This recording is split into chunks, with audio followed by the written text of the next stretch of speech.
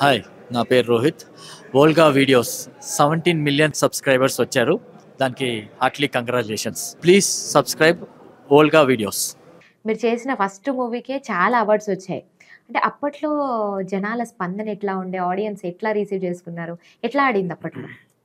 చాలా బాగండి.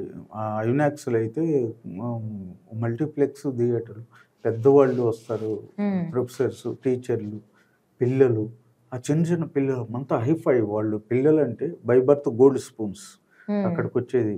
అవును. ఆ పెద్ద ఇంటర్నేషనల్ స్కూల్స్‌లో చదువుకునే పిల్లలు హ్మ్. వాళ్ళందరూ వచ్చి వాళ్ళలో ఎమోషన్ ఫీల్ అయ్యారు. హ్మ్. అంటే మన తోటి పిల్లోడు అలా అవుతున్నాడు, అనాథ పిల్లోడా, పిల్లలకి ఎవరు లేరా, అమ్మా నాన్న లేకపోతే పిల్లోడు పరిస్థితి ఏంటి, అలాగే ఒక మాస్టర్, రిటైర్డ్ అయిన మాస్టరు ఆదరించి హక్కును చేర్చుకుని ఆ పిల్లలకి, అంతమంది పిల్లలు అంటే ఈ మాస్టర్కి ఇంట్లో భోజనానికి కూడా లేదు, అయినా కానీ ఆ ధైర్యం చేసి తీసుకొస్తే వాళ్ళ వైఫ్ కూడా, మాస్టర్ గారి వైఫ్ కూడా హ్మ్. తీసుకురండి, మీరు మీరు ఎప్పుడూ తప్పు చేయరు, హ్మ్. మీరు ఏదన్నా అనుకున్నారంటే అది డెఫినెట్గా సక్సెస్ అవుతుందండి, దేవుడు ఉన్నాడు మనకి, హ్మ్. ఈరోజు డబ్బు లేకపోవచ్చు, పిల్లల్ని ఎలా కూడా బతికించుకుందాం, అనాథ పిల్లల్ని తీసుకురండి అంటారు. అప్పుడు మాస్టర్ గారు తీసుకొస్తారు. తీసుకొచ్చిన దగ్గర నుండి సంఘంలో మీ బొట్టోళ్ళు, నా బొట్టోళ్ళు అందరూ, మాస్టర్ గారు మంచి పని చేస్తున్నాడు పాపం, చాలామంది పిల్లల్ని, అనాథ పిల్లల్ని అని 50,000 డొనేషన్, ₹1,00,000 డొనేషన్, అట్లా డొనేషన్ రూపాయన వస్తే ఆ పిల్లలు ఇంకా చదివి ఇంకా పెరిగి పెద్దవాళ్ళు అయ్యారు.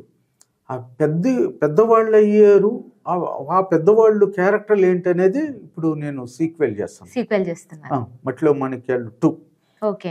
దానికి ఆ పిల్లలు ఇంతవరకు అయిన వరకు చూయించాము. హ్మ్. ఆ పిల్లలు పెరిగి ఐఏఎస్, ఐపీఎస్, ఒక రియల్ ఎస్టేటు వ్యాపారి, ఒక సాఫ్ట్‌వేర్ సీఈఓ, అలా ఆ పిల్లలు ఎదుగుతూ, ఎదుగుతూ అంత విస్తరించిపోయి, ఆ అనాథ పిల్లలు ఎక్కడెక్కడ ఉండారో వాళ్ళు కూడా మాస్టర్ గారు అడుగుజాడల్లో తీసుకొస్తున్నారు. ఓకే. అంటే లింక్ చూడండి, చైన్ లింక్ అవును. ఇది. అవును. చైన్ ఇది హెల్పింగ్ ఫర్ ఆ!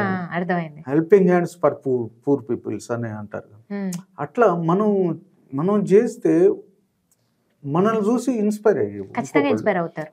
అలా ఇప్పుడు సెకండ్ పార్ట్ హ్మ్.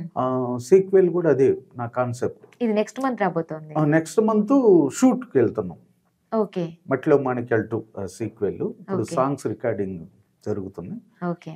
అలా ఒక మంచి సంఘంలో మనకు ఒక మంచి సినిమా తీస్తాడు, కొత్త డైరెక్టర్ అయినా తీయగలడు, ఆ సినిమా సక్సెస్ అయింది, అన్ని అవార్డ్స్ వచ్చినాయి. ఈ సినిమా బేస్ చేసుకుని పార్ట్ 2గా ఆ పిల్లలు ఎలా పెరిగి పెద్దవాళ్ళు అయ్యారు, వాళ్ళు వాళ్ళు ఎలా చేస్తున్నారు, హ్మ్.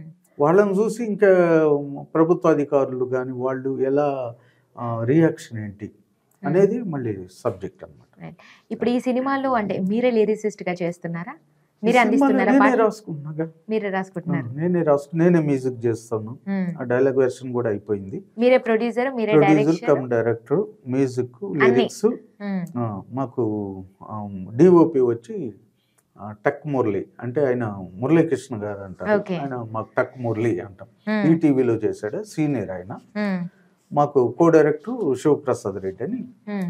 మా మిత్రుడు, ఆయన చేస్తున్నారు. మిగతా ఆర్టిస్టులు మల్లిక, మోనాలిసా, మా ధరణు, వీళ్ళందరూ చేస్తున్నారు. పిల్లలు ఇప్పుడు రియల్గా ఆ పిల్లలు పెరిగి పెద్దవాళ్ళు అయిన పిల్లలతోనే మళ్ళీ స్టార్ట్ చేస్తున్నాం.